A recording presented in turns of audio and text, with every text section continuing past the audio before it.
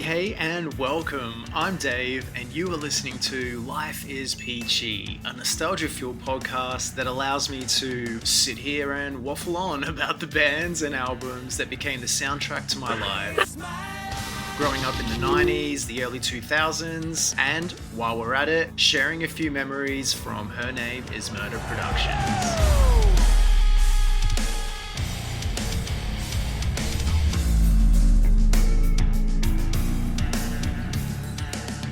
Heading into the mid-2000s as a lot of nu metal was moving towards a more rockier, radio-friendly arc, I found myself searching through the vast library of sounds and genres in pursuit of new, aggressive, emotional music. I was in dire need of something far more raw and reminiscent of what I felt during the mid-90s. Something that could keep that primal feeling inside of me active and burning bright. In my eyes, nu metal hit some sort of peak in the early 2000s, and as the tides were turning, many bands were forced a make or break evolution card with only the strong surviving. Flawless victory. I want some more. And those that did it well and arguably authentically, while somehow maintaining most of their key attributes, are definitely still here today on a massive scale. Deftones, Korn, Papa Roach, for example.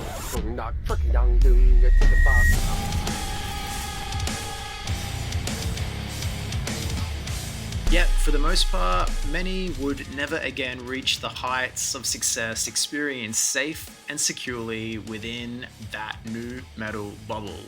If you think I take pleasure in exiling you, you're wrong.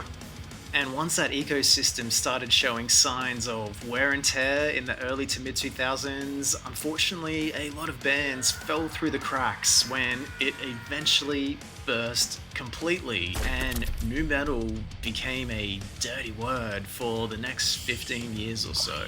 I gave 18 years of my life to stand in the same spot as you. Don't you think I ever wanted other things? Don't you think I had dreams and hopes? What about my life? What about me?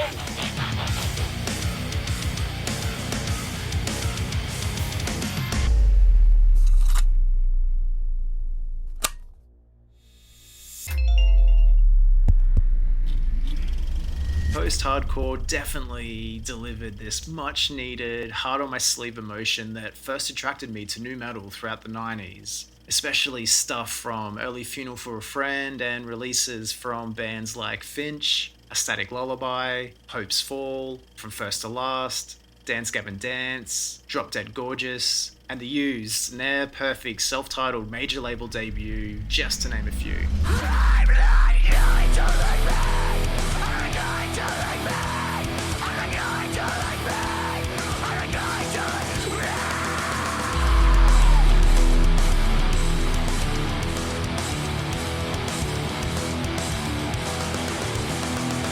Godfather of nu metal himself, Ross Robinson, would even produce with both Drop Dead Gorgeous on the avant-garde Worse Than a Fairy Tale, The Canyon by The Used, and one of my all-time favorites, From First to Last Sophomore, Heroine, with the album's bass tracks performed by none other than Wes Borland.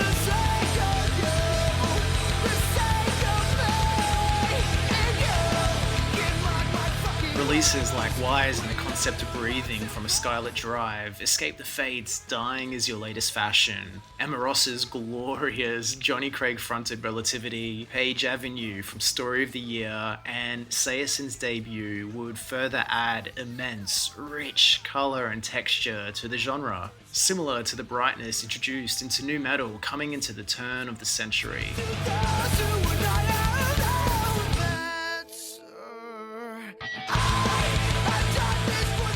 Genre, there definitely was a lot here for me to play with, and it felt so stimulating compared to a lot of bands from the nu metal scene who had started to somewhat water down their sound. I've gone ahead and made a post-hardcore playlist over on the Life Is Peachy YouTube, which includes a collection of my favourite tracks and music videos from this era. Sell crazy someplace else. We're all stocked up here.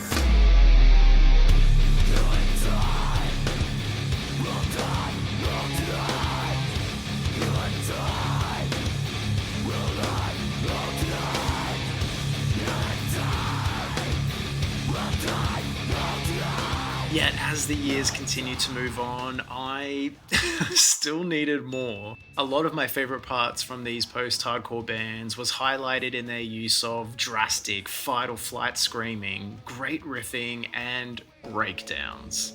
Around this time, I was going to a lot of shows and enjoying the energy of the pit and having a dance. And by the mid-2000s, metalcore had well and truly moved to the forefront of the scene thanks to releases like Killswitch Engage's 2004 sophomore, The End of Heartache.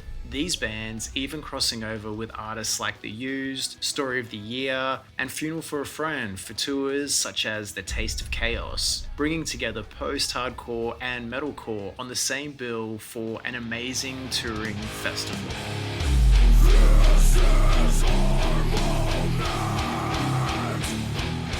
Will you stand with me? Hope is not lost.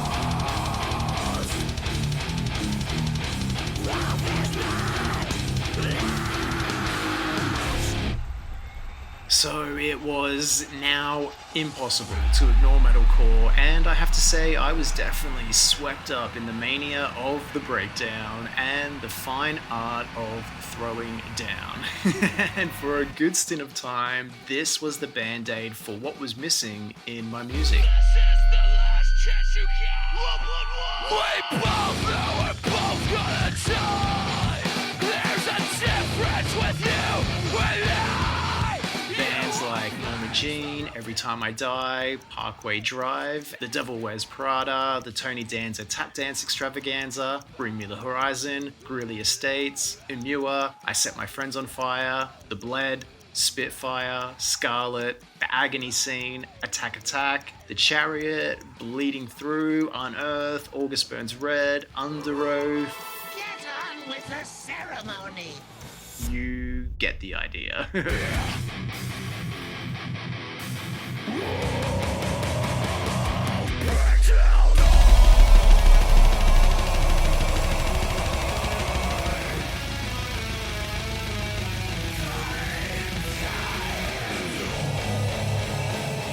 Australia was no exception to the exploding metalcore market, with bands like Parkway Drive, The Amity Affliction, Wish for Wings, The Red Shore, and I Killed The Prom Queen leading the charge. At the front of the pack was Parkway Drive and Prom Queen.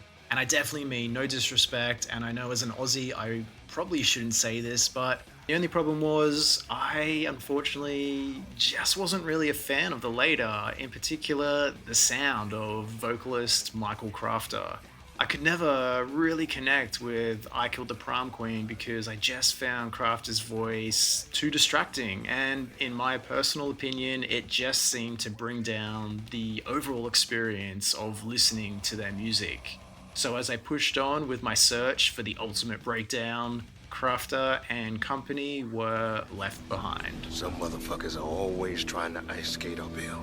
On the 17th of August 2006, my buddies and I arrived at the arena in Brisbane to see Killswitch Engage, Lamb of God, and Unearth. Opening the show was none other than I Killed The Prom Queen. Yet, as none of us were really that into them, the plan was to arrive by the end of their set to then catch Unearth. And so with Prom Queen's much hyped sophomore, Music for the Recently Deceased, having just dropped a few months prior, even peaking within the top 30 on the ARIA music charts, I had heard along the grapevine that they were now actually with a new vocalist, an Englishman by the name of Ed Butcher. But I still had not come around to looking into this, and was I soon to learn just how much I had been missing out. The greatest trick the devil ever pulled was convincing the world he didn't exist. I'll never forget the moment walking through the venue entrance and into the concert. I Killed the Prom Queen were quite literally performing the last song of their set, which I would later come to know as their song Like Nails to a Casket. And as the final breakdown was playing out, intertwined with the power of Ed's voice, I stopped dead in my tracks and watched on, glued to what was playing out in front of me. I couldn't move. It was love at first sight.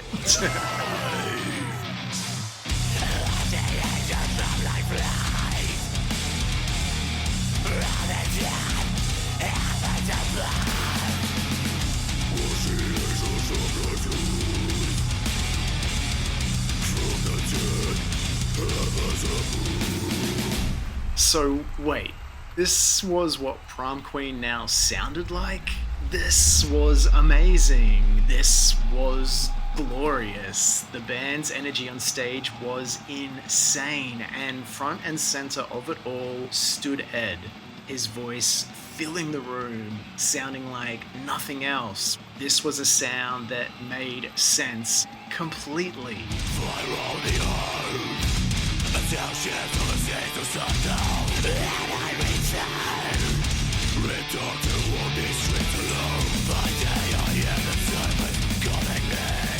Music for the Recently Deceased is a bona fide metalcore classic, and as amazing as it is musically, I would still very much argue that the album would not be the beauty it is without Ed Butcher.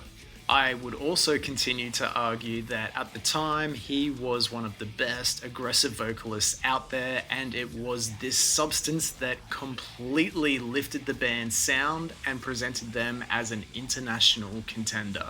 Now armed with a frontman that seemed like the perfect missing piece to the puzzle, and arguably a piece that was never really again replaced, Prom Queen seemed like they were naturally going to head off with a one-way ticket towards world domination.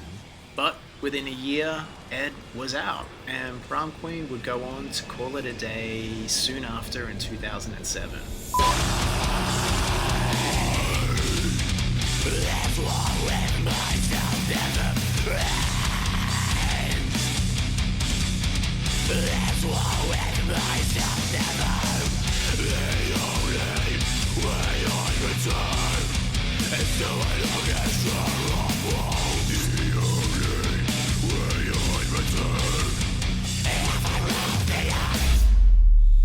Crafter would return to the scene with his new band Confession. Founder and guitarist Jonah Weinhofen would go on to join Bleeding Through for their album Declaration, and soon after became an official member of Bring Me the Horizon for the There Is a Hell, Believe Me, I've Seen It, There Is a Heaven, Let's Keep It a Secret cycle. Drummer JJ Peters would form D's Nuts with bassist Sean Kennedy, and Kevin Cameron delivered the goods with In Trenches. And even though Prom Queen would continue to reform and reunite over the years with Crafter, and even go on to release new material with another vocalist in 2014, like with a lot of breakups, a line in the sand can sometimes be drawn, and I followed Ed Butcher as he returned to the UK to join Eternal Lord. So looking back, I can see what you mean. I look on your face and I only regret. It looks at himself, and silence is gaze. Repeating birds, when I lost the end for the door, I don't still get what's in the dark. A band that would, at itself to my top tier list of metalcore alumni I was throwing down to throughout the 2000s. And here we are, in 2023, their album Blessed Be This Nightmare turns 15. As a fan of what Ed brought to Prom Queen, this voice expanded and evolved to the next level with Eternal Lord, accompanied by ferocious musicianship performed by a band all bringing their A game.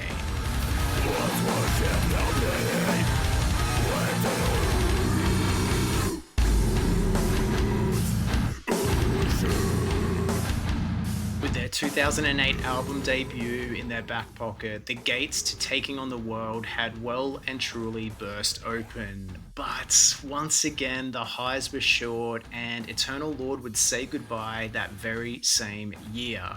And from here, it seemed like Ed Butcher fell between the cracks and disappeared from music. And although we had his voice forever imprinted and 2 amazing releases from either side of the world, I always wondered what had happened to the man responsible for making me fall in love with metalcore in a way that had never hit before.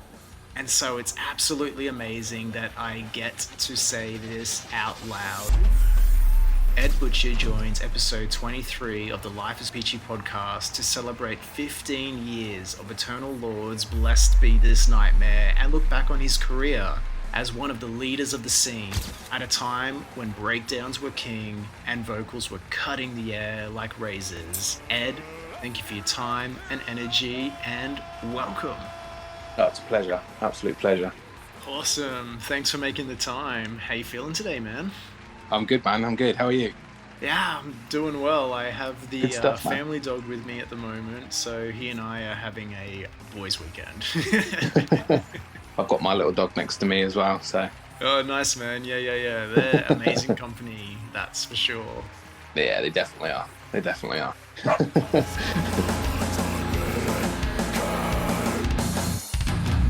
Goddamn!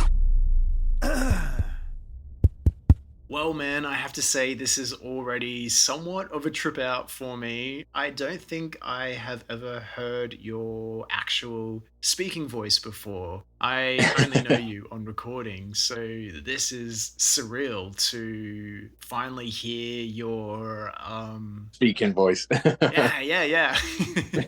You're not yelling at me, so...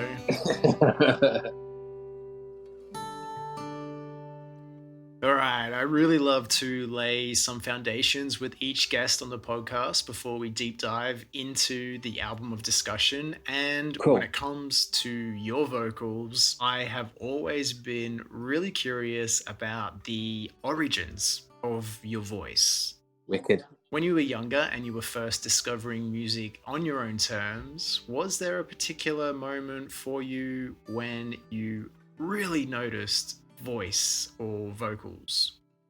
It was probably from like a really, really young age. I've been playing guitar since I was 8 years old, I think, when my mum and dad first bought me a guitar and put me into guitar lessons and things like that. And I've got an older brother and he was always into bands like Nirvana, Guns N' Roses, good old rock bands. And I think that probably gave me a foot on the ladder in some ways, probably from such an early age. I mean, just hearing people like Kurt Cobain and things like that probably set me along that path.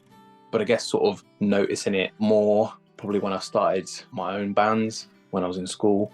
Right. Yeah, just leading on to sort of heavier bands first, Glassjaw, the first early sort of Norma Jean stuff.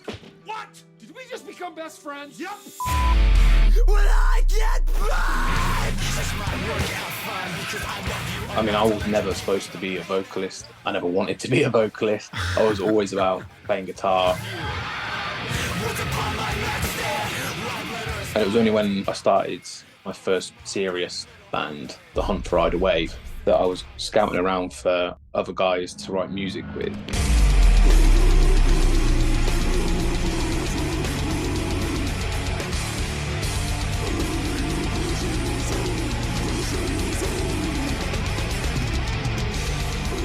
A couple of the guys that I was working with at the time were both guitarists, both into the same kind of music. So I was kind of like, well, I've written these songs. Let's see how it sounds. Got a drummer. And before I knew it, I'd done myself out of being in my own band. I was like, well, I'll just pick up a microphone and see if I could at least make something sound how I can envision it. That way we can get something recorded and then try and figure out the rest from there. Nice. And yeah, it kind of just came out, really.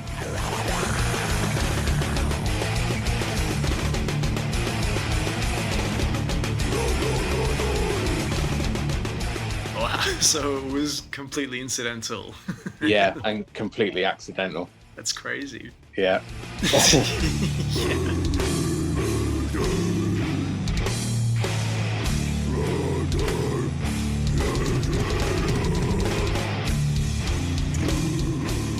Yeah, I was used to just everything from sort of listening to punk bands and swinging a guitar around my head. That was my thing, really. It was purely accidental.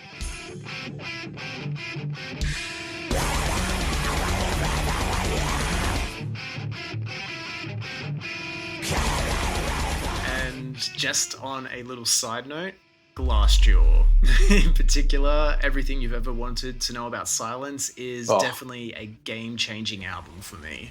Yeah.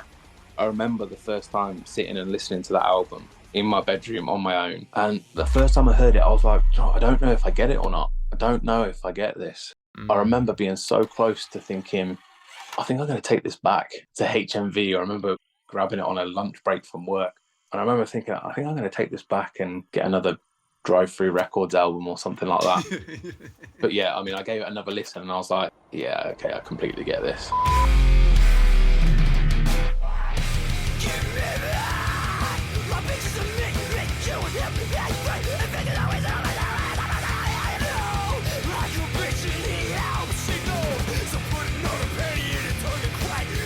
Dude, I'm so happy that happened for you second time around. Definitely. The emotion on that album is just on another level. Oh, yeah.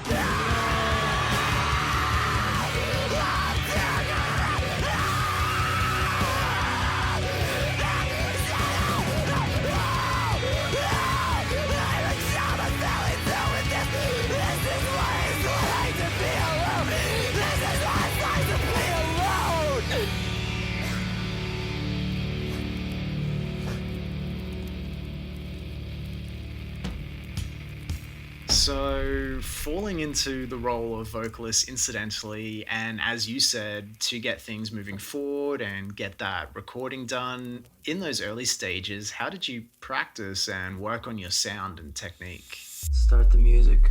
I was probably then heavily listening to early Dead to Fall stuff. Then things like, again, the first Norma Jean album, Converge, and I was taken by the low vocals, bands like Dead to Fall, Remembering Never. So I remember sort of having quite a naturally low scream anyway, and quite a gnarly scream rather than a sort of high-pitched, shrieky vocal.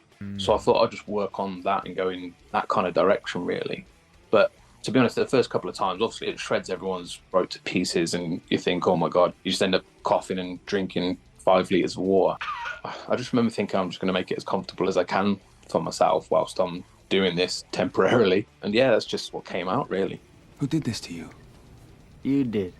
My mind is kind of been blown at this stage. So, can we quickly talk more about your first main band and that actual lead up to the hunt for Ida Wave? I was in bands when I was at school. At the time, our parents paid for us to go into a local recording studio, and we wrote a couple of original songs. And then you end up feeling like a celebrity at school and all the rest of it. But we weren't even legally of the age to be in pubs, but we used to sort of play the pub circuit in our local town and things like that. But when I'd left school, the Hunt for Ida Wave was the first sort of serious band, which was all original music. The first band that got signed and the first band that I toured with. That's cool. Yeah, really cool. Considering you envisioned yourself as a guitarist, what was it like for you to not only make that transition to vocalist, but to frontman for a band and furthermore to perform live? Yeah, weird, and definitely a push out of my comfort zone. I've never been a guy filled with confidence, and I've never been a guy with a huge circle of friends or anything like that, really. So it was surreal, and I guess taking myself way out of my own comfort zone.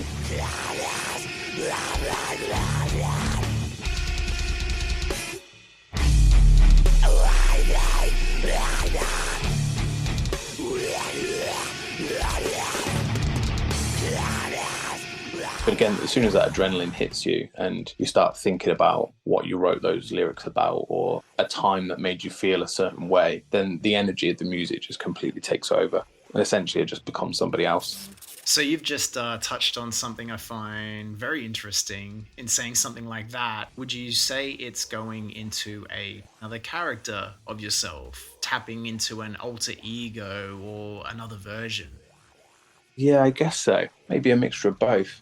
Yeah, I'm not the type of guy to want to stand and talk in front of 10 people. You know, if you told me I'd have to get up on a stage and talk to thousands of people, that just wouldn't be me at all. So without the music, yeah. I love that, man. Yeah, it does something similar for me. Music is so powerful. Oh, it's so powerful.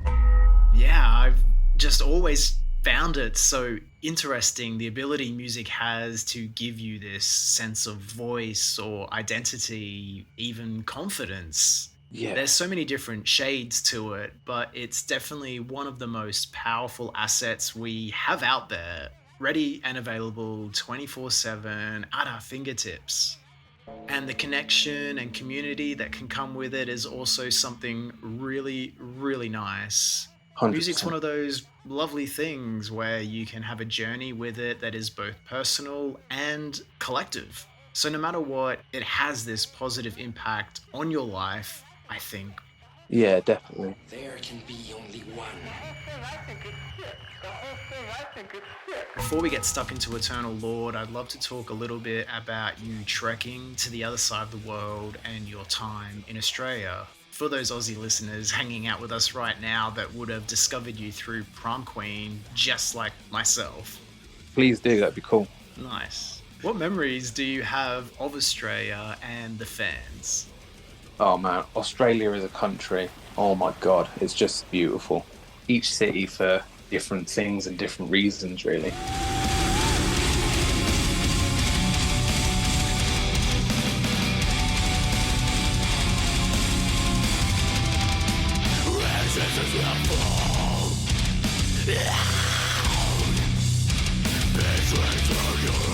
And 98% of the people that I met over there were just so friendly and just genuinely lovely people. My name is Dale Kerrigan, and this is my story. The scene over there is really cool.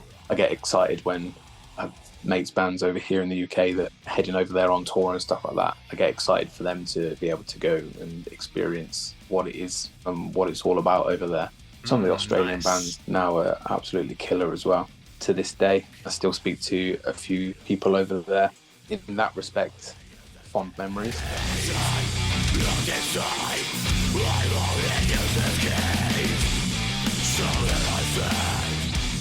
Did you feel like you were accepted by the Australian fans at the time, you know, considering the position you were stepping into? Yeah, I think so. It was a big change. I tried to stay out of the politics of it all as much as possible. I was just like, hey, ultimately I've been brought over here to do a job and I'm just going to tuck down and get on with what I'm doing.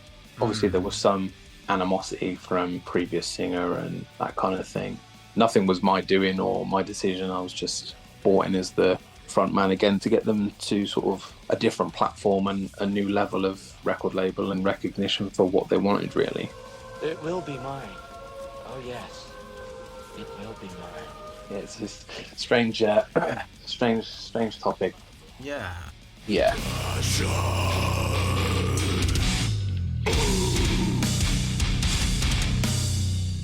I guess the more I say about that band, even though for me things are factual, I guess it sounds like I'm bagging on them or slagging them off, and I just haven't got any feelings or energy for any kind of thing like that for them, really. Well, if I can say selfishly, the good thing to come out of that entire experience was that it introduced you to myself and a bunch of Australians and allowed us to then continue supporting and following you and your career. Awesome. hopefully that's one positive to come out of the whole thing. Thank you so much.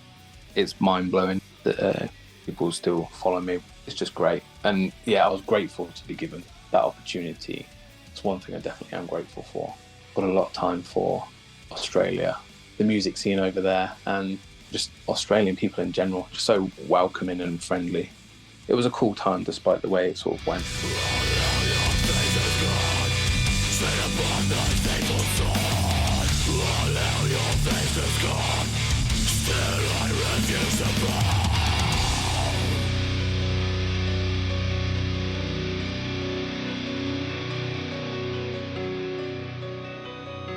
The deepest circle of hell is reserved for betrayers and mutineers. Yeah, with regards to what you mentioned, that aspect of the band hoping to achieve a new platform, a new level, or whatever, yeah, I quite confidently say that you did exactly that for them. I definitely feel that anyway. I mean, having you in the band was the best thing that ever happened to them, in my opinion. I get told that quite a lot. Well, that's amazing to hear, and it also doesn't surprise me one bit.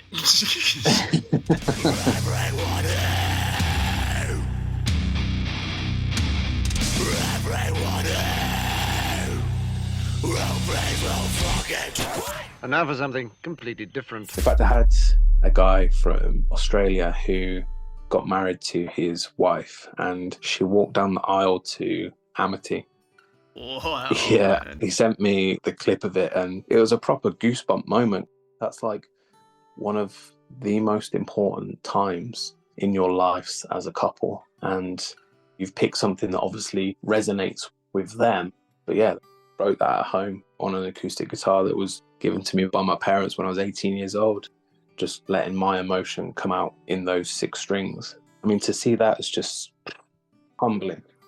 Probably not what you were expecting when you wrote that song. I think it's probably the only one of my songs ever that could be used for that.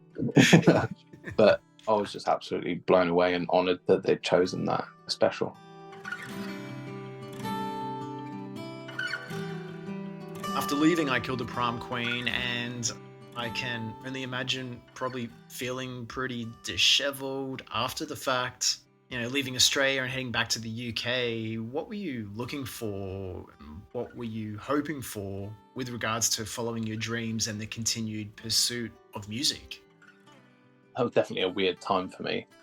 Yeah, moving back home, obviously I was still in contact. A couple of the guys who played in Eternal Lord also played in the Hunt for Rider Wave. So, yeah, long story short, we got put on as a support for Prom Queen when they were over in the UK. Playing in the Hunt for Rider Wave, that was how those guys came across me and how we kind of met. So I was obviously still in contact with a couple of the guys when I was over in Australia.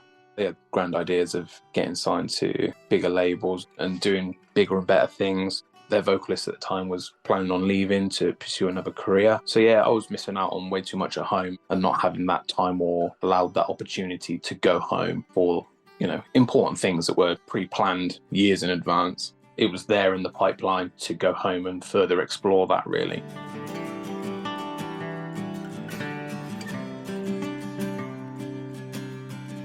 It was a coincidence of timing, but it all kind of went hand in hand quite nicely.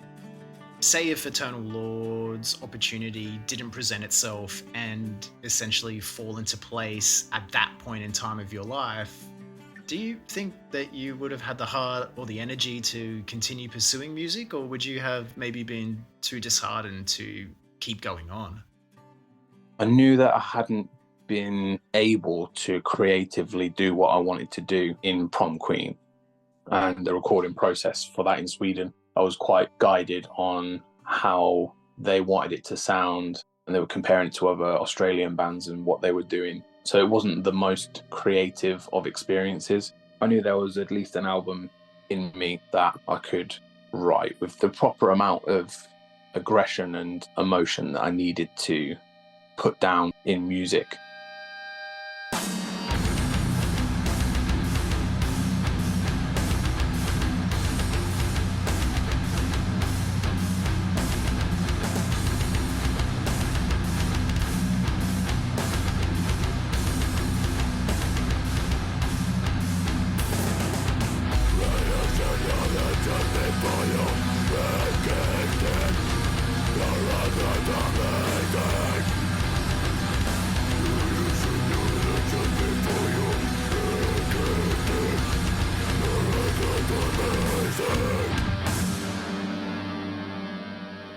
I think one way or another, something would have happened. What that would have been and how that would have looked, I'm not too sure. I hadn't quite finished. Aside from Eternal Lord having plans for bigger and better things and coming into the band with that momentum, what else was appealing for you with regards to joining? Obviously, I knew the way that Chris worked. Myself and Chris went years back at the time. We were good friends, and I knew how he worked, and our style of writing went really well together. It was good to work with those guys again. Both of the guitarists were guitarists in the Hump Friday Wave. I kind of knew how they worked together. I knew that if I wrote something, I could pass it on and they'd portray it as it should.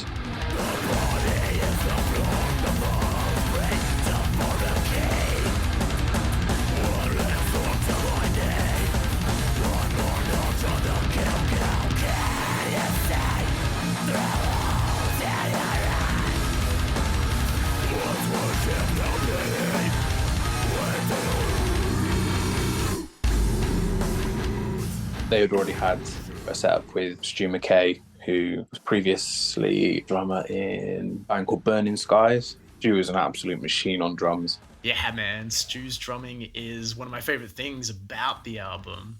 Yeah, it's just insane.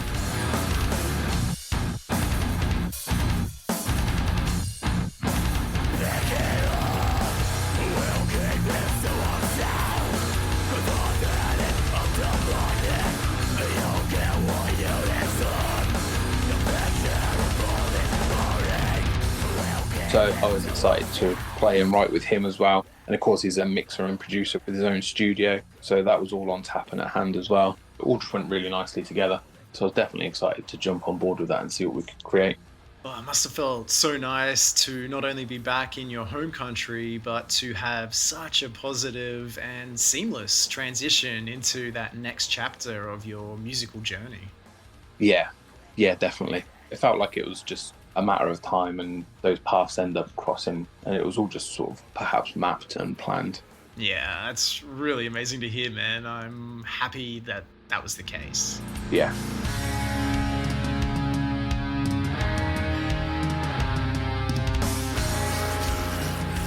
Now, how far were the band into the writing of Blessed Be This Nightmare when you joined? I think maybe one or two songs there was some main riff lines written that Chris had come up with. From there on, it was just a case of me and him just pretty much sitting in the studio and just writing for days on end, playing around with different ideas. And it was just a case of, well, we'll just sit down and there's no, oh, it's going to be too heavy, it's not going to get played on the radio.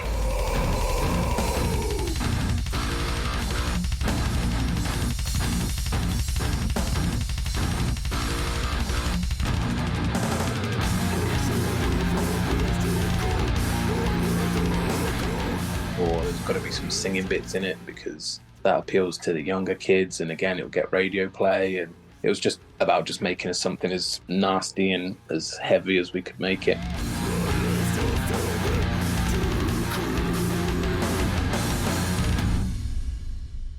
It was a good writing experience. I remember it being good fun.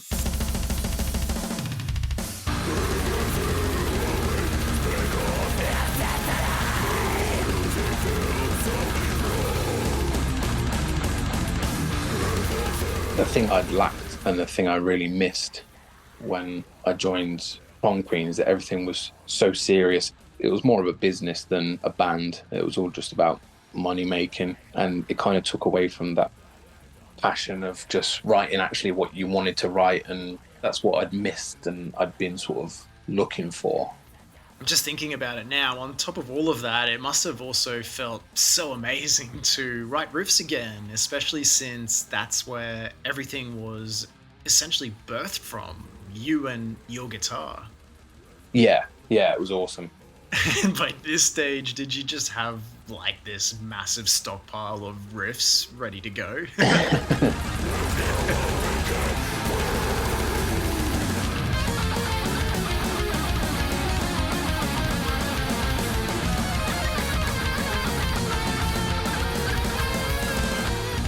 Yeah, there was definitely a couple of things. There's a couple of riffs within that album that I probably had written for years that didn't stop when I lived over in Oz for the time that I did. I was still picking up a guitar and just writing stuff. So yeah, it was good to be able to actually put some use to some bits that I had sort of tucked away. I'd really love to talk a heap more about your vocals because it had such an impact on me back then and definitely on the scene. No way. I don't know if you realize the extent of that impact. Your voice was my gateway into really exploring that genre some more and enjoying it for the period of time in which I did. Oh, awesome. I still get absolutely mind blown when people message me or say things like that. I'm just like, wow.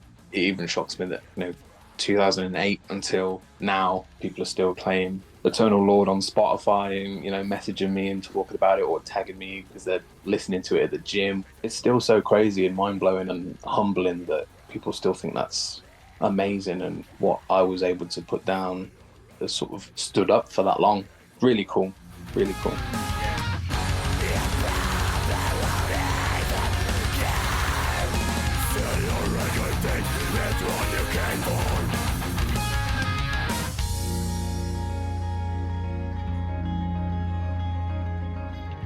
What did you set out to achieve this time around with your vocal performance on Blessed Be This Nightmare, and what did you hope to come out with on the other side? I guess just my true voice.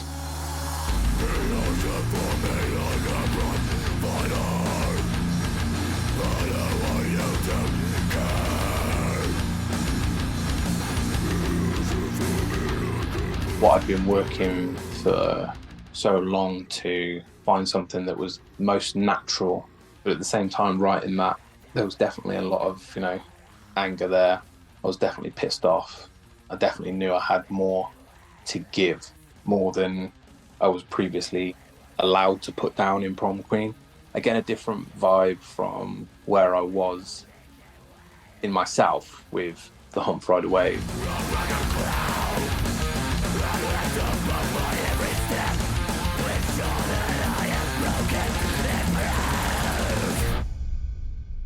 I guess I just wanted to put it down how it was, my voice in its sort of most raw and natural form, and just try and convey and get the aggression down and get it time-stamped. I'm gonna take you to the bank, Senator Trent. To the blood bank.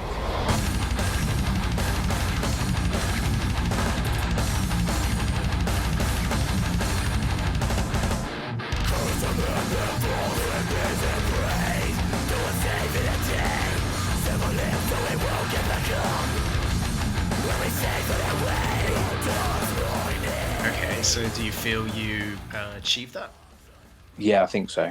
Cool, man. Yeah, I mean, it's not like I sit there and it's on my weekly playlist or anything like that. But the few times I've gone back and gone, oh, it's been a while, I'll listen through to that. Well, we'll just tell your mother that we ate it all. So, while I have you, it's a little random, but the second track and the first song I ever heard from you guys is elegantly titled Get to Fuck. Is that British slang? What does it mean? Essentially, fuck off. Yeah, okay, I thought as much. Yeah. Yeah. There's some good meaning behind those lyrics. Yeah, I'm sure I can connect the dots. I think you'll be able to.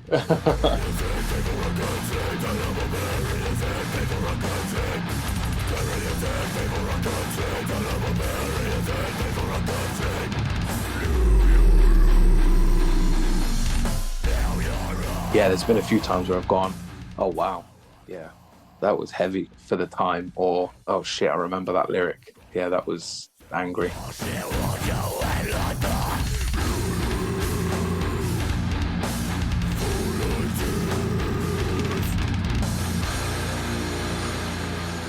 The album itself was recorded at Studio 6 in Swindon, UK. What are some memories you have from the recording experience or the band lineup and its chemistry? Yeah, it was a cool recording experience. There was a few times I can remember laying down the lyrics once we'd finished the actual recording of the album, the instrument parts. I can remember putting some lines down and listening to them back on the headphones, or going back into the mixing room and listening to them and going, I don't sound as pissed off as the lyric is. So I'd go back in and I'd know there was something more I could give that line or that intro or something like that.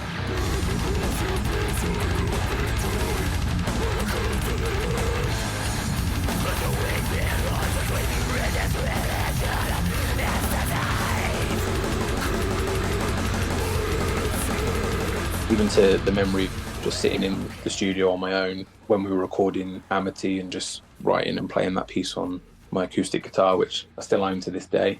Yeah, cool memories of recording that. You mentioned the anger of your lyrics. Where did a lot of your lyrical inspiration actually stem from? Well, I guess it's probably a mixture of things. Inner thoughts and feelings of either battles with myself, or it might have been relationship stuff at the time. Obviously, it kind of coincided nicely that after leaving Prom Queen, there was a lot of shit that was being spoken on their behalf about me. I think the bitterness that I'd left and things weren't as easy as they portrayed they would be to be able to just get somebody else to replace me and continue as they were. Yeah, that fueled me and just gave me that perfect recipe that I needed at the time.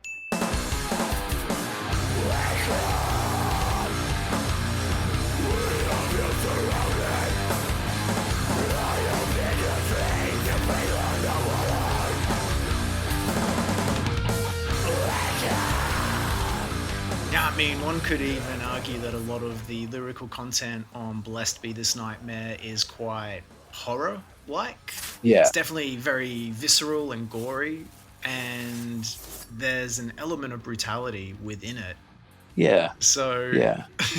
Talking to you now and your general energy and nature, I'm kind of here thinking, where does this all actually come from?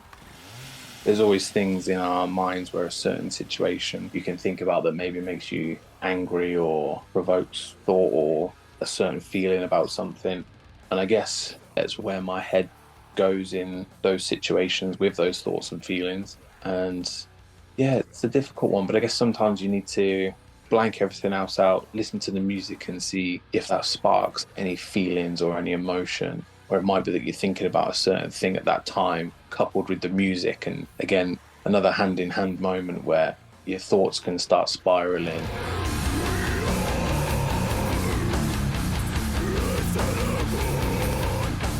It's an interesting thing to look back on.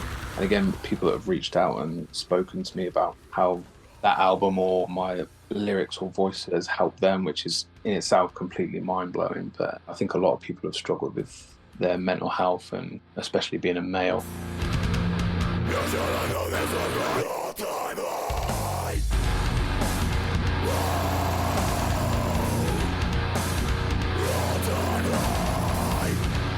You know, I've experienced it myself with mental health problems and issues and my own demons and battles since around 2019 now. Regardless of that, it's cool to take time to look back and reflect. To be able to let out those demons and those issues that we might keep tucked away. They do need to see the light of day.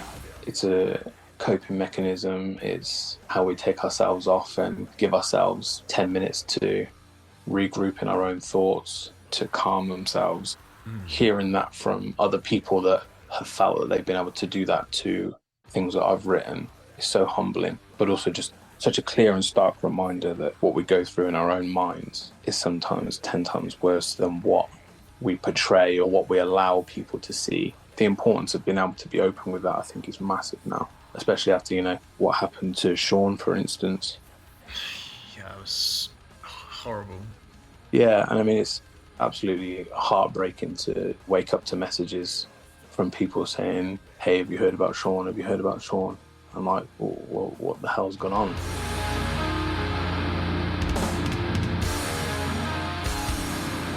It's definitely a huge loss, especially those that didn't know him personally, just like myself. It did seem so unexpected. So like you said, you just never know what's going on inside.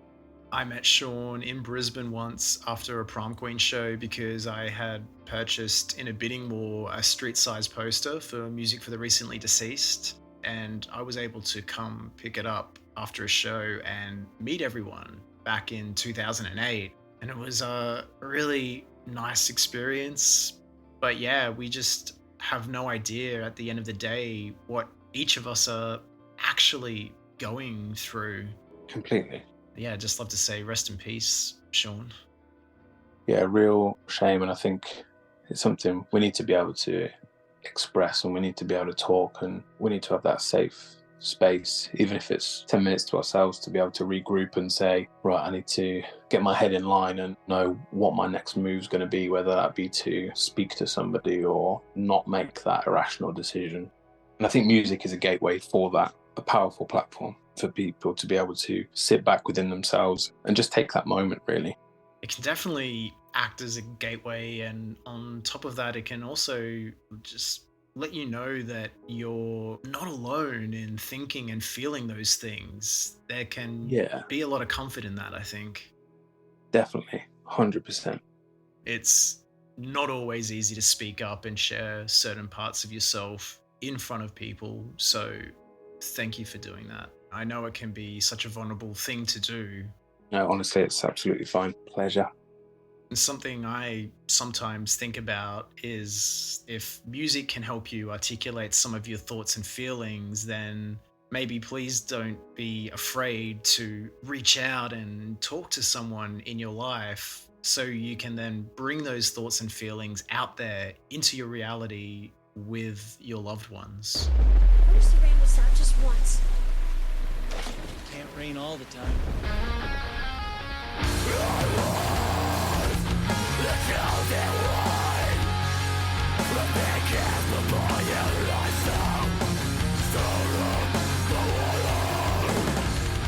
I think it was a fitting title for the album, being blessed with this nightmare. Like you said, I guess almost like horror-like. That's where my train of thought was with quite a lot of the lyrics of certain situations or certain things or certain people being nightmares, and how I would deal with that if I was in a nightmare. Yeah, I love exploring this because I often find myself wondering why I'm so attracted to the intense emotional darkness in a lot of this music. And listening to music provides me that safe space to explore or connect with these thoughts and feelings. Yeah, like I said, that's a really good way of describing it. It's almost like a safe space and safe place to be able to explore and dig a bit deeper into personal feelings. Yeah, I think that couldn't be a truer word, really. Whether it's you're sat on your own with the lyrics in front of you, reading through someone else's lyric or emotion and going, I can relate to that, or cross-referencing it and transferring something into your own thoughts or feelings. Keep my hands busy. Yeah, that actually makes sense.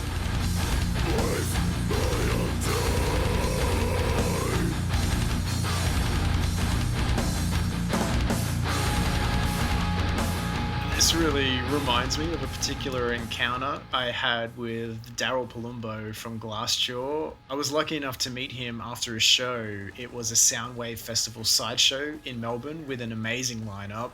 Dillinger Escape Plan, Glassjaw, and Dur on Grey. And so, Amazing. yeah, I mean, a long story short, I have the Glassjaw logo tattooed on my side, and when meeting That's Daryl, awesome. I asked him to sign it, and then went on this spiel about when everything you've ever wanted to know about Silence was released.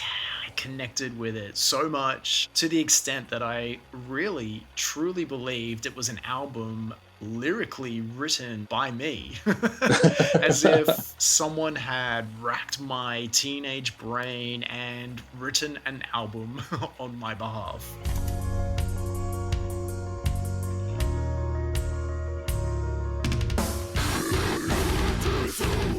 And I remember this as clear as day. He just looked at me when I was done in silence for a moment and then said with all sincerity, man, I'm really sorry to hear that.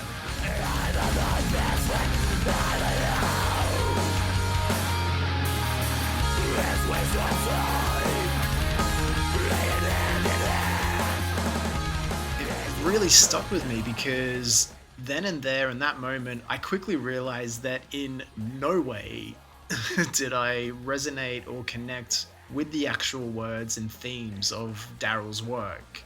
They were his own and his own story.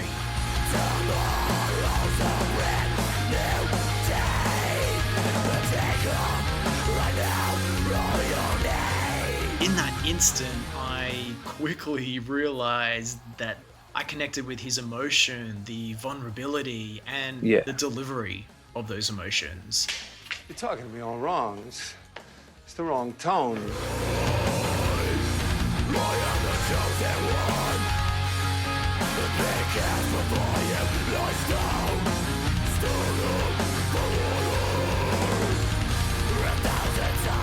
That's it, yeah, and that gave you an emotive sort of genre of how it made you feel at the time. But yeah, I mean, I guess that's the thing about art, it's so almost open to interpretation.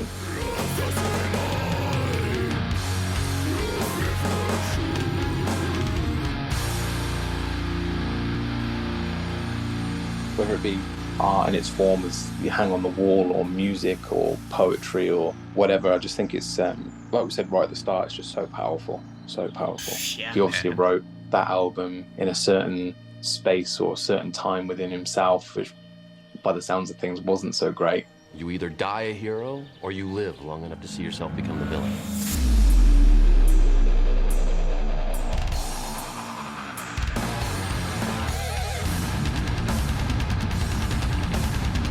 When a lot of the time we can be our own harshest critic, how does it work when you're then also producing? I mean, how do you call yourself out if you're not delivering the goods? You know what I mean? Yeah. How did you and drummer Stuart McKay actually take on that role? Gregory had a good part to play in it as well.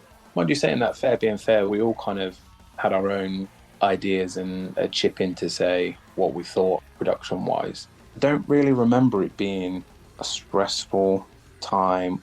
It wasn't a tedious, it wasn't a stressful part of this sort of process. We were all quite open in being able to say, that was a crap idea, we can come up with something better.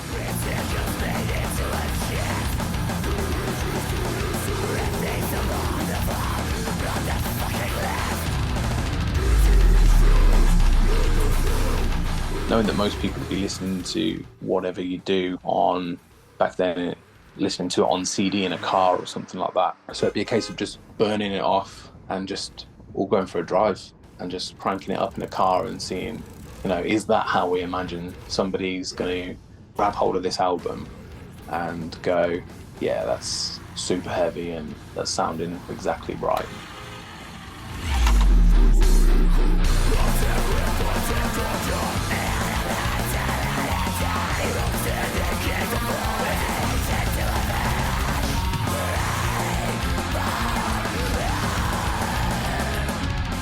I had an overwhelming idea in my head, which I still remember to this day, of what that should sound like. Having known the guys for so long and the other guys just being an instant sort of connection with, it was one of the first times I think I've been in a band and there was harmony amongst everyone, as in we knew that the songs we'd written were how we wanted them to sound. All the parts fit together, and it was then you get it down recorded, and like you said, the challenging part of production is being able to make sure you portray it and everybody else hears it the way that you envision it being heard.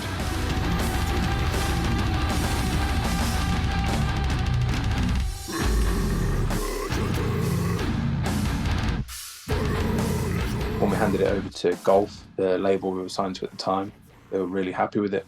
Yeah.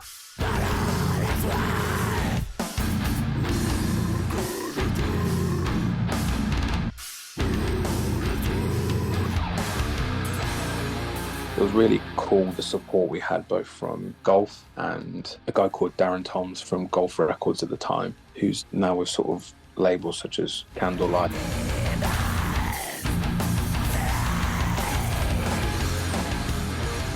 Okay, so a two-parter. What is your favourite song from Blessed Be This Nightmare, both musically and then also vocally? Oh, wow. Yeah, it's a tough one. I think musically, there's some awesome guitar work and awesome drumming in both Set Your Anchor and Oh Brothel We're Out Thou. Vocally, I guess, I The Deceiver and Blessed Be This Nightmare. Yeah, there's so many. It's one of those things, it sounds weird to sort of say it yourself, really. I'm just sat here grinning. But thinking back to the album, I mean, even looking at the front cover artwork, the guys over at Sons of Nero came up with that on a concept that I was like, I just want a small kid terrified under his duvet, not wanting to peek out from what he might see. And somehow they got inside my head and just put down exactly what I had. And I just remember seeing it going, wow, you've nailed it. Oh, yeah, that must have felt amazing. Yeah, definitely. There's so many cool things. And everybody in the band at the time bought their something that made it unique.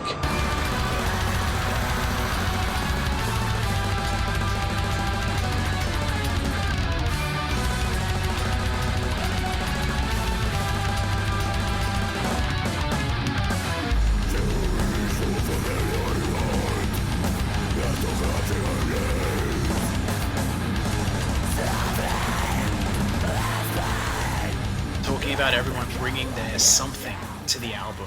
I don't know what genre you would even call Eternal Lord, but there is something definitely unique about the overall sound of this band and album, and there were obviously bits and pieces probably taken from all over the place, which then created Blessed Be This Nightmare. Yeah. With Life Is Peachy, I really, really enjoy putting my time and energy into pursuing albums and artists that really resonate with me either from back then or something that has inspired me now. So your voice and its place on this album has really stuck with me. It's an honor to celebrate 15 years of it.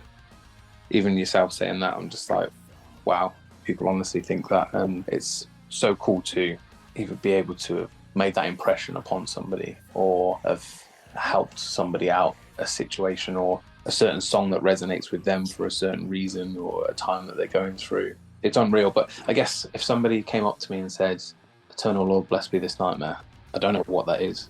I would be like, yeah, me neither. Like you said, I wouldn't want to say it's metal. I wouldn't want to say it's metalcore. I wouldn't want to say it's hardcore. My name is Dave. I like to party. I think the target of just sitting down and writing heavy songs that we thought sounded good kind of just ended up like that.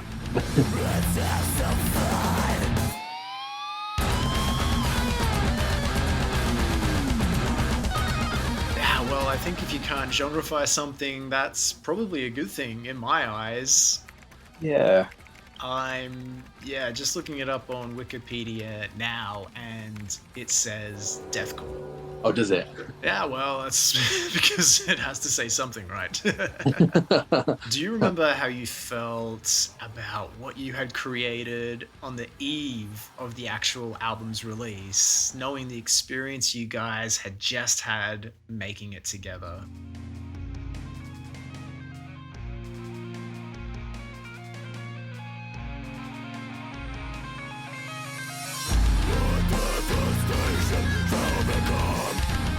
No, and again, to this day, it's the one thing I've released which I'm still really proud of. I think it's the best thing that my name's ever been associated with musically. So there was the excitement, knowing how much hard work we've put into it, but also how natural the process was.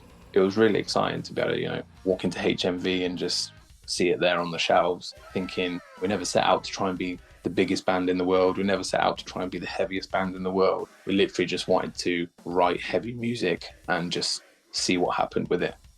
It was never treated as a business. It wasn't about any money. It was really cool to reap the rewards of that, which was having people message us, speak to us, book us for shows, come out to shows, buy the album. It was crazy and mind-blowing to all of us, really. Wow. That was a first for me, too.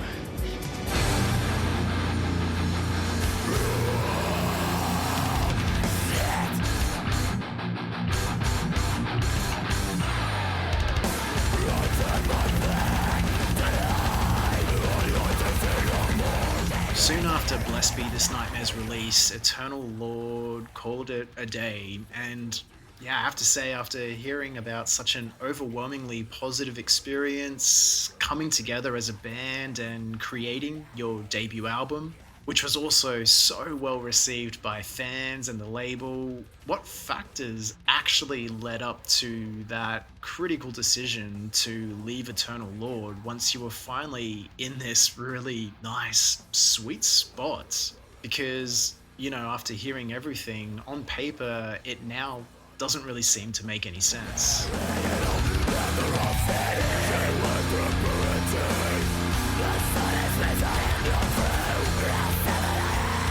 It was a strange one, really.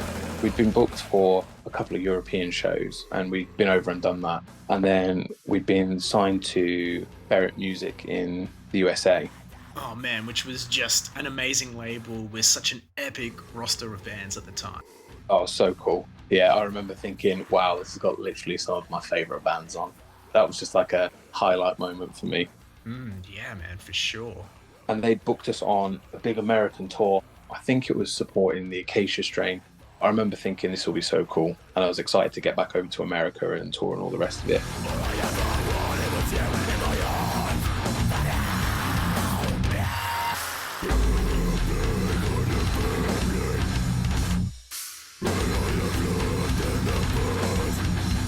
But those couple of European shows we played, our drummer at the time had expressed how... Stuart McKay? Yeah, expressed how jet lagged he was and how he's got a real genuine phobia of flying in planes and all the rest of it. So the thought of flying over to America and touring literally crippled him.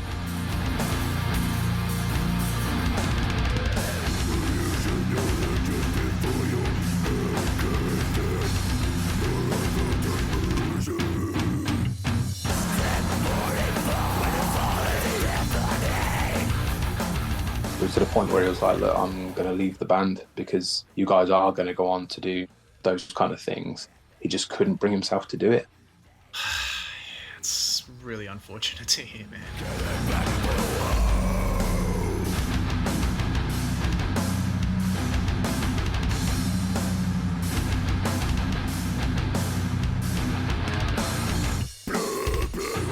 Yeah, we were going to be looking for another drummer, and of course Stu was such a machine behind the kit. There was no way from a small town in Wiltshire where we were from that we were going to be able to replace him easily. It was never going to be the case. Then you think, well, we're going to end up being split members from across the country because we're going to have to find somewhere London-based or something like that. And it all just started going a little bit from there, thinking, don't know how we're going to do this. The number you dialed is not in service. And it was around that time that I'd applied and been accepted to join the emergency services as a firefighter. So again, it was another one of those things where it was just like, I think it's time. Not in my movie.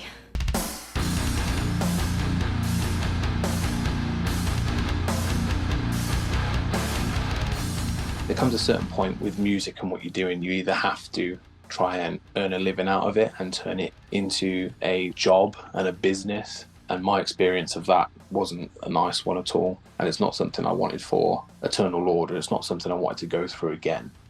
Yeah, that makes sense. Yeah, it was time to hang up the mic lead and move on. I have to sleep with one eye open for the rest of your life. Give a shit about sleeping, Leo. I mean, yeah, it's quite the whirlwind between the few years of Ida Wave through Prom Queen to Eternal Lord, but a lot was actually accomplished, and even though the end was bittersweet, the ending at least was of a positive band experience. Yeah, definitely. And so what about Stuart? Did he go on to continue drumming locally or nationally, or did he transition more into that studio and producing side of things? As far as I know, he stopped playing in bands and just focused on his own recording studio and mixing and producing, which I think to date he still has. I think he's leveled up in regards to sort of his own studio and things like that. He used to go under Studio 6. I'm not too sure if he still does. But yeah, as far as I know from speaking to Nick, the bass player, rather than sort of playing himself and touring, he's just switched over to that side of things and by all accounts probably doing really well. Please correct me if I have any details wrong here, as I was following this, I think, via MySpace back in the day, while, of course, living in Australia. But after Eternal Lord, you and Chris continued to release music for a hot minute as a two-piece studio band under the Hunt for Idle Wave. I remember at least, there being one new song online or something. You can never stop writing. I still write now. I think we'd written that song just hanging out and messing around on guitars and stuff. We were like, that kind of reminds me, or kind of sits where I'd envision the Hunt for Idle Wave would have gone. Would you say that maybe it was some sort of closure on Idle Wave and that chapter of your life? Yeah, I guess so. We were just like, hey, let's just record it, keep it raw, not intend to really sort of push it or do anything with it, but it's just cool to be able to feel something, be proud of it, or think that it is something yourself, and then just have that platform to share it and see if others think it's cool as well.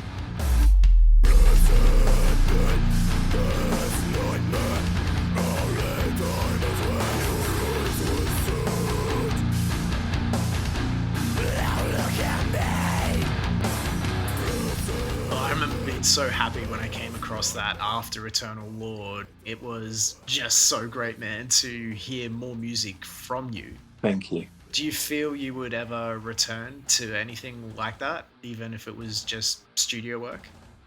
Yeah.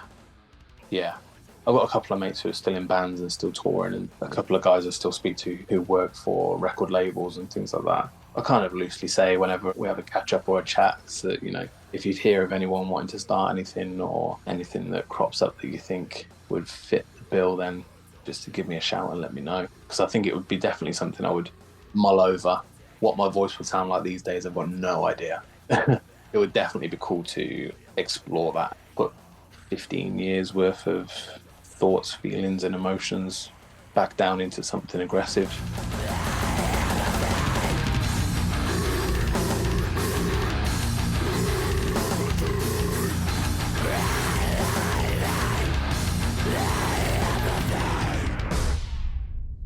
Yeah, that would be something. And like you said, with the 15 years more life experience... That's it, yeah. Those listening, now you've heard it. Someone make that damn call. But seriously, man, that would be actually amazing, because your voice is something special and, in my opinion, was at the forefront of absolutely everything back then. And so after feeling a little uninspired for a period of time, I kind of fell in love with vocals all over again after hearing you back then. Thank you.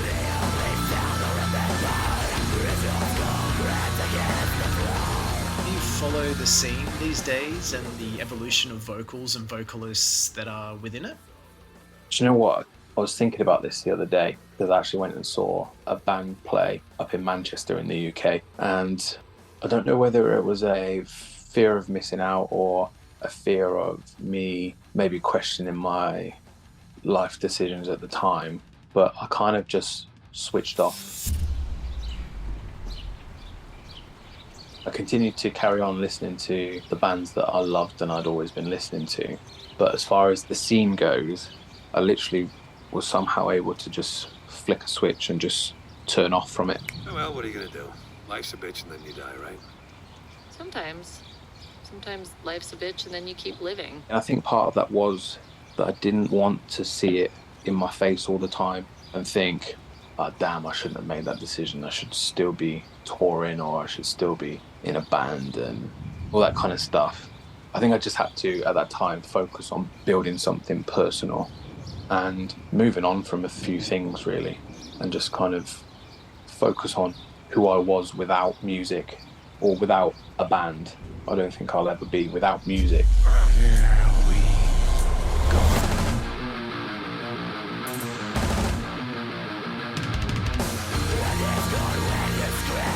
I've got a couple of mates that play in bands that are awesome, but I don't really follow the scene or know much about new bands that are out there.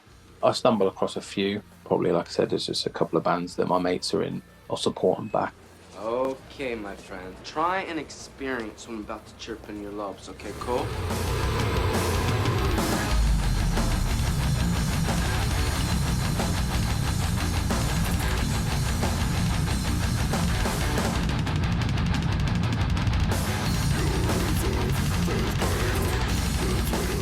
having a glimpse into the scene within Australia at the time, how did it compare or contrast to what was going on back home in the UK?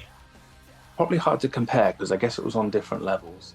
Prom Queen were obviously a bigger band than Eternal Lord, but they were also a very, what I would call mainstream, in it for the money kind of band. It was all about making it mainstream. So you'd have like 14, 15-year-old kids turning up at shows, and that was like a target audience for them because they know they'd buy the merch and that kind of stuff. Whereas Eternal Lord was just, let's just write some angry, loud, pissed off music and see who likes it. So there were definitely two different levels of platform.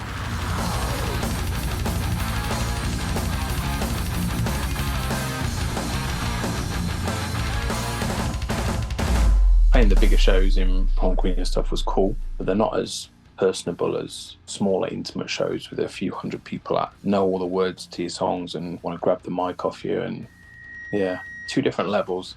I was quite happy with the way things were and what things looked like in the Eternal Lords era. There was all sorts of other bands cropping up at the time. Again, we're influenced by different bands and didn't sound like anything I was aiming for with Eternal Lord, but cool, heavy bands nonetheless. But the UK scene kind of dipped and peaked. That's the way I kind of felt it went anyway. What it's like now, I've got no idea. Sometimes to love someone, you gotta be a stranger. As you know, there's a couple of big bands from the UK with your likes of Bring Me the Horizon. We played some shows with fans like that when we were in the Hump Friday Wave, the likes of sort of Gallows and Enter Shikari. I love thinking back to those days when bands of that size were playing shows to hundreds of kids in clubs. Sometimes it's easy to forget, right? Yeah, that's so cool. And if you follow a band on that journey, that's also such a crazy connection to have with them and the music. Yeah. So in saying that, with the 15 years of retrospect, where does Blessed Be This Nightmare and your time in Eternal Lord sit with you now, personally and creatively? Especially the Eternal Lord and Hump Friday Wave sort of times. There's a lot of fond memories and a lot of things I achieved that I never thought I would achieve. And as a kid, started playing music at 8 years old. I remember laying in bed at night worrying about what I was going to do when I grew up because all I wanted to do was play music. I never wanted to have a Monday to Friday 9 to 5. I didn't want to just fall in line and do what was expected. And I remember genuinely being fearful of what I would do as a career and what I'd do when I grew up. For the most part, I look back and like you said, I was like, that's actually cool to be able to say I did that 15 years on from Blessed Be This Nightmare and people still listen to it.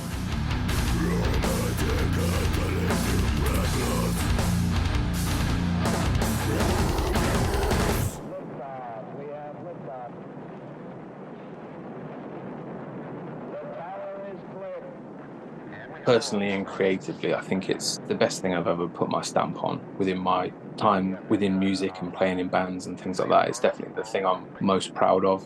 Probably the only thing that I'd sit back apart from some of the old Ida Wave stuff for old time's sake. But that album was something I can now and again listen to, and I'm happy to sort of take the time and talk to people when they randomly crop up and ask now and again. You're not mad? Oh, man. Can't tell you, that was one of the best times I ever had. It was. It's still angry, it's still pissed off. It still sounds and holds up as a heavy album, despite what bands have moved on to sort of sounding like and all the rest of it. It's mind-blowing that it's 15 years. And again, taking myself back to that small town of Swindon and thinking we're just, sitting around writing heavy music. It's cool. Lauren, I want to know you. What does that mean? Know me. Know me. Nobody knows anyone else, ever. You will never, ever know me. It gives me time to listen to some of those lyrics and reflect on those times in my life and think back to those times and how I felt in that moment. And it's all good memories. The only person I still speak to from the band, and that's not through fallouts or anything, that's just through life. Drifting apart in life, yeah. I recently spoke to Nick. We kind of touched back and I said I had this coming up and it was almost 15 years and yeah, crazy.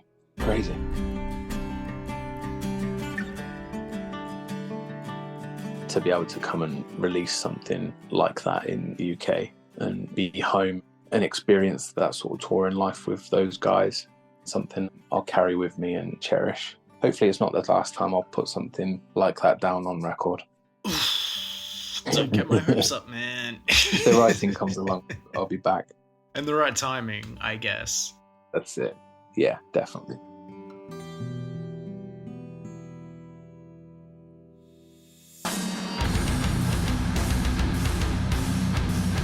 Well, congratulations on 15 years of an album that you're also so proud of. That's just icing on the cake, I reckon. And thank you for your contribution towards vocals. Honestly, man, it's been a pleasure to listen to you over the years. Thanks for giving me an excuse to think back and listen back. Yeah, it's been a good trip. Happy to hear. Yeah. Big thank you for your time and energy and trusting to come on to the Life Is Peachy podcast. Oh no, it was an absolute pleasure. Yeah, absolute pleasure. Thanks for reaching out and for thinking of me. Yeah, looking forward to doing the album and your stamp on the scene, proud man. I'm sure you will, man. I'm sure you will. And until then, I think I'm gonna blast the album and do some air guitar, some air vocals now. Awesome. I think I'll have to play it on my commute to work this week. I love this job. And there we have it, episode 23 of the Life Is Peachy podcast, my chat with Ed Butcher, and 15 years of Eternal Lords blessed be this nightmare. Next up, of course, we have episode 24, but who and what will that be? You can always head over to the Patreon where there are a bunch of perks, including early guest and album reveal, additional episode content, and if there are questions you've always wanted to ask some of your favorite artists, now there's a way. I feature questions from patrons in my episodes and they can be submitted to me exclusively through patreon.com/lifeispeachypodcast. The Life Is Peachy Podcast is not monetized. Any love over a Patreon really does help to make the necessary time that is required to write, record, and edit these episodes on top of my full-time work with Her Name Is Murder. What do you want? What do you want? It's not that simple. What do you want? What do you want? More support means more time, and for you guys, more episodes. It's science. And while I have you, don't forget about the second lit podcast. That is, of course, the Life Is Peachy Mixtape sessions. I'm building that one up this year. There are already episodes waiting for you over there as you pass the time between now and episode 24. Track 3 is with producer Gigi Garth Richardson, the amazing man responsible for albums from Rage Against the Machine, Kitty, Spineshank, 40 Below Summer, and Mudvayne's LD50. Beyond a shadow of a doubt, that was the hardest record that I have ever made. The most difficult because the music was so intense. It was so fucking intense. But worth it, proud of it. I think that's a great record. Oh, there's nothing like that album, let alone in the band's back catalogue. There's nothing like that album. Exactly. We took 4 days to get that bass out. Track 4 is joined by none other than Silent Civilian Spineshank main man Johnny Santos, and ex-Crazy Town frontman Brett Epic Mazer jumps in on track 5. Looking back over 20 years of Dark Horse and his life before, during, and after Crazy Town. This is Crazy Town. Crazy Town. And maybe this is your first time checking out Life Is Peachy, and if you also happen to enjoy a lot of nu metal related releases and artists, then there are a stack of episodes waiting for you on this main channel. Each episode features a guest from the album of discussion, so jump into that time machine and check it out for yourself. I hope you have fun with them. Welcome to the party, pal. Until we hang out again, I would love this chance to say a very big thank you for spending your time and energy with me today. I really do appreciate it. It means so much to me, and I hope you also had a great time. Did you like it? Big love to you all. Have an amazing day. See you at the party, Richter. Bye-bye.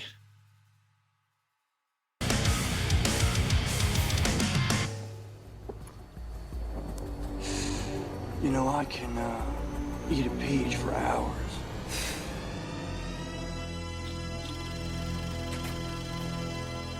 This episode was written, edited, and produced by myself, recorded from the comfort of my own home. DIY style.